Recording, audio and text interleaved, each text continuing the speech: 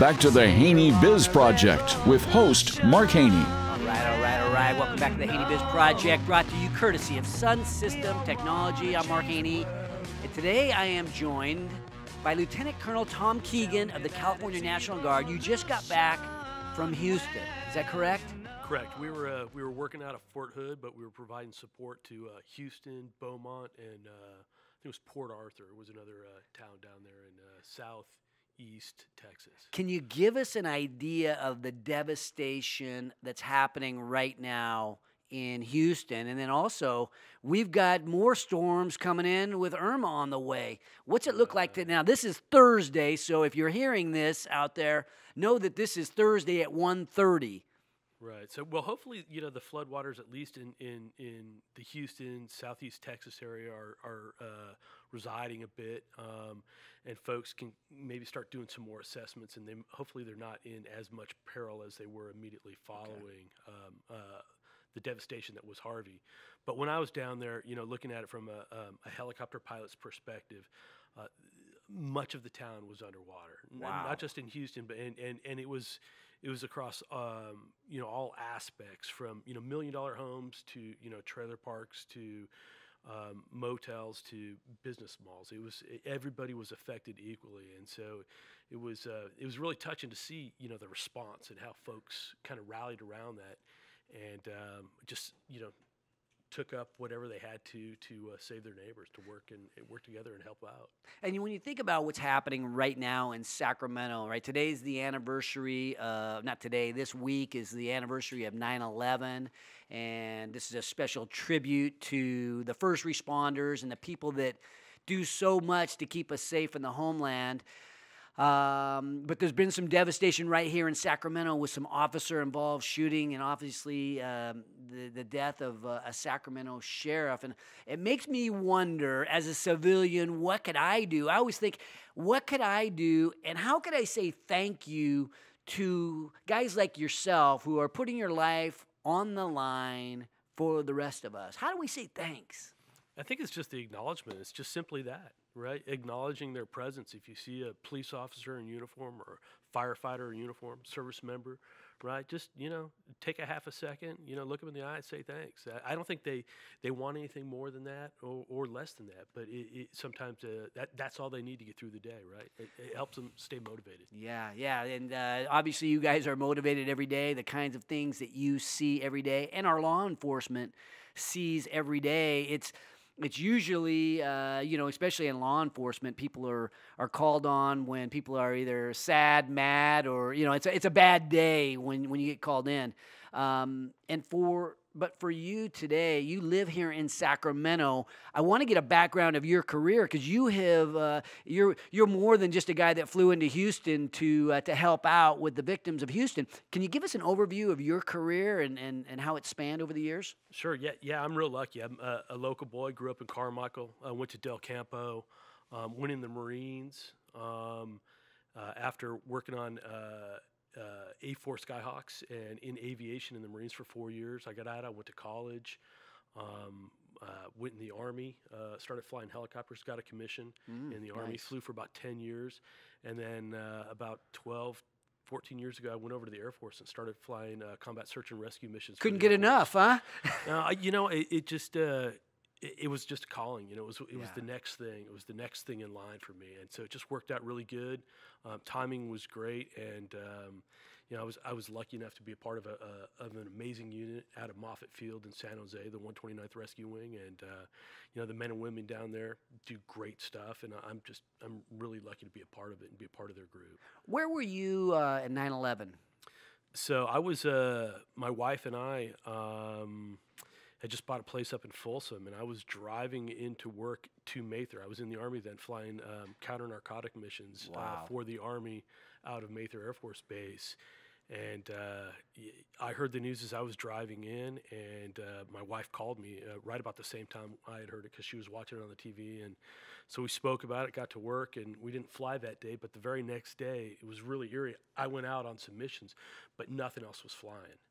So I was flying, and the only people that I was talking to instead of other air traffic were just a couple of air traffic controllers at the different airports that I was passing through. So it was really weird to kind of see kind of that silence and that still in our national airspaces. How did that affect you and maybe the trajectory of your career?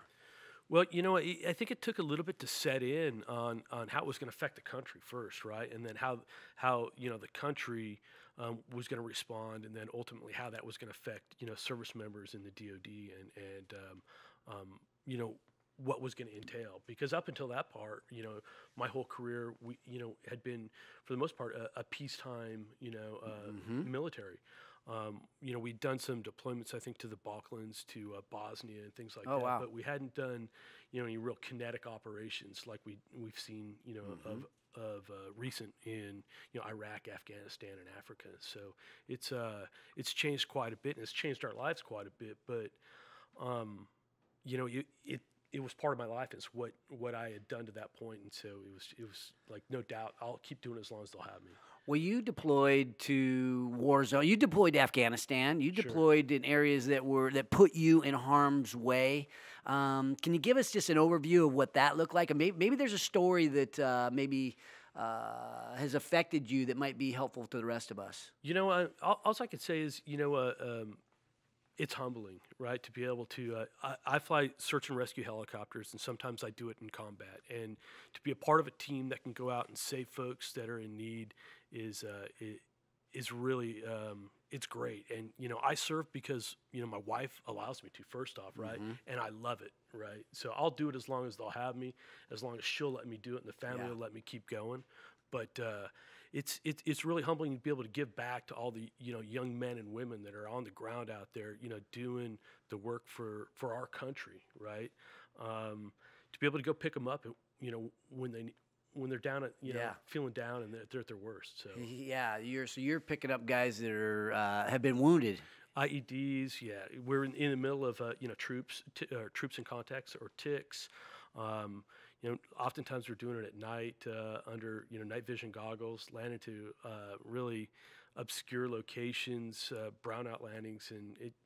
After a while, I don't say you get numb to it, but you realize that the folks on the ground need you more, right, than anything. So you go. We always go. That's our motto, right? These things we do that others may live, and those things that we do is we go and we stick our nose in, and we do our best to get whoever's on the ground out, keep them alive, and get them to a surgeon so they can fight another day. Yeah.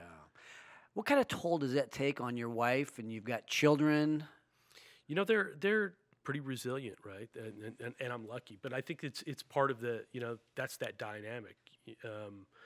Our relationship is such, and I say that I'm allowed to serve because she lets me, but it really is. It's a partnership, and she knows, and she's a part of it, and she serves as much as I serve, right?